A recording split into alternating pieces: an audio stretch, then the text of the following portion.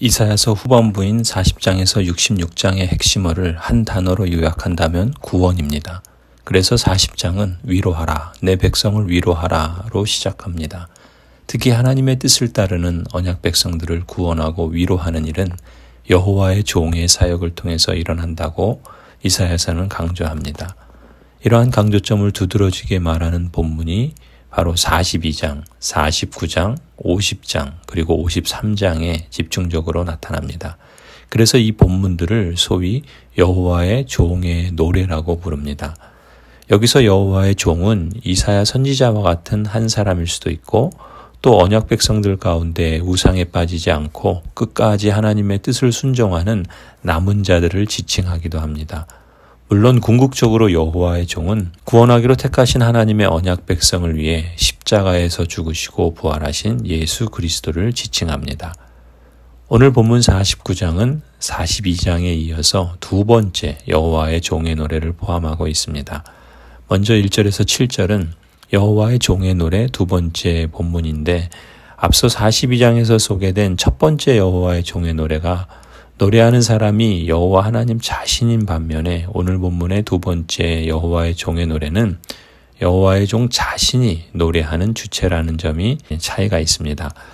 1절은 부르심을 노래하고 있습니다. 너희 섬들아 내가 하는 말을 들어라.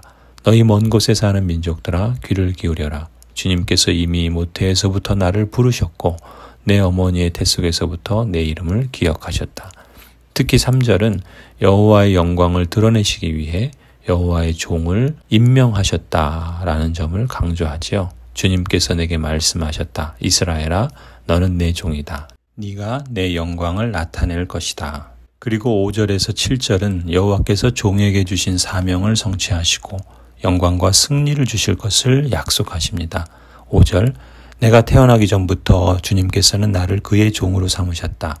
야곱을 주님께로 돌아오게 하시고 흩어진 이스라엘을 다시 불러 모으시려고 나를 택하셨다. 그래서 나는 주님의 귀한 종이 되었고 주님은 내 힘이 되셨다. 주님께서 내게 말씀하신다. 주님께서 이렇게 말씀하신다. 너가 내 종이 되어서 야곱의 지파들을 일으키고 이스라엘 가운데 살아남은 자들을 돌아오게 하는 것은 너에게 오히려 가벼운 일이다. 땅끝까지 나의 구원이 미치게 하려고 내가 너를 문민족의 빛으로 삼았다. 이스라엘의 속량자 거룩하신 주님께서 남들에게 멸시를 받는 사람, 여러 민족들에게 미움을 받는 사람, 통치자들에게 종살이하는 사람에게 말씀하신다. 왕들이 너를 보고 일어나서 예를 갖출 것이며 대신들이 또한 부복할 것이니 이는 너를 택한 이스라엘의 거룩한 하나님 신실한 나 주 하나님 때문이다. 이어지는 8절에서 13절 말씀은 여호와의 종을 통해 이루시려는 구체적인 사명의 사역에 대해서 말씀합니다. 그것은 다름 아닌 하나님의 언약 백성에 대한 회복 사역입니다. 먼저 8절은 여호와께서 정하신 구원의 날에 여호와의 종을 도우셔서 그를 통해 택하신 언약 백성을 포로 생활에서 다시금 회복하시겠다는 약속을 확증해 주십니다. 8절 주님께서 그의 백성에게 이렇게 말씀하신다. 너희를 구원해야 할 때가 되면 내가 너희에게 은혜를 베풀겠고 살려달라고 부르짖는 날에는 내가 그 간구를 듣고 너희를 돕겠다. 내가 너희를 지키고 보호하겠으며 너를 시켜서 뭇 백성과 언약을 맺겠다. 너희가 살던 땅이 황무해졌겠지만은 내가 너희를 다시 너희 땅에 정착시키겠다.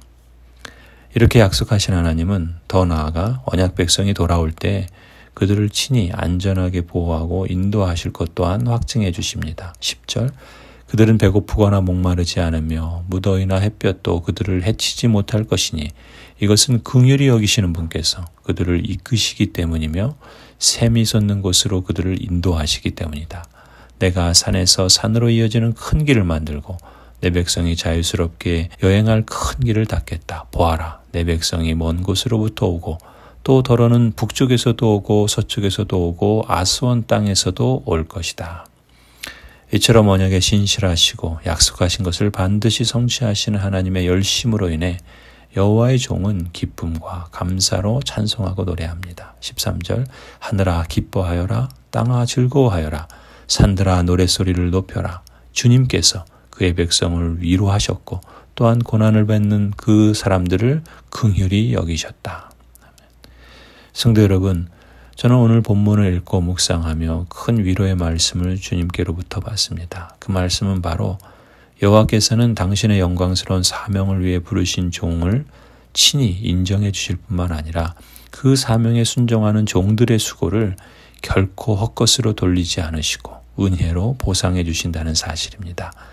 특히 4절을 보면 그러나 나의 생각에는 내가 한 것이 모두 헛수고 같았고 쓸모없고 허무한 일에 내 힘을 허비한 것 같았다라고 종이 고백합니다. 하지만 곧바로 여호와의 종은 이렇게 고백하며 찬송합니다. 그러나 참으로 주님께서 나를 올바로 심판하여 주셨으며 내 하나님께서 나를 정당하게 보상하여 주셨다.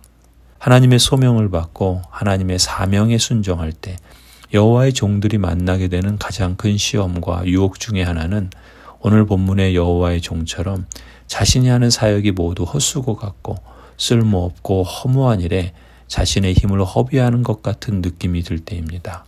혹 이러한 때를 만나게 될 때 우리가 기억해야 할 말씀이 바로 이 말씀이라 믿습니다.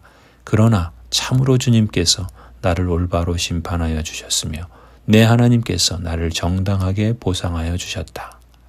이사야 선지자가 그랬고 구약의 남은 자들이 그랬고 심지어 진정한 여호와의 종이신 예수 그리스도께서도 그랬던 것처럼 오늘 고난의 시기를 살아가며 그 속에서도 하나님의 뜻과 사명을 위해 교회에서 또 일상에서 순종의 길을 가는 모든 여호와의 종들에게 하나님께서 친히 올바로 심판해 주실 것이며 또 정당하게 보상해 주실 것이라는 약속을 기억하십시다.